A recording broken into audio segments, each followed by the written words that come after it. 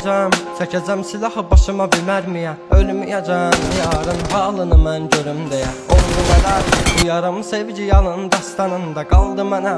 Gəl mən orada gözləyəcəm. Yalanlı baxışların məni məndən alan həmin evim vardı.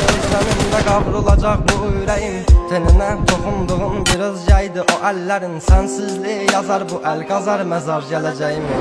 Günahımı mənə verdin, savabını o aldığın. Mənə hər şeyin ərşə çəkir, bax sən kim bu yazdığım. Qaranlığım, zülmətim, toranlığım, tək bir evim.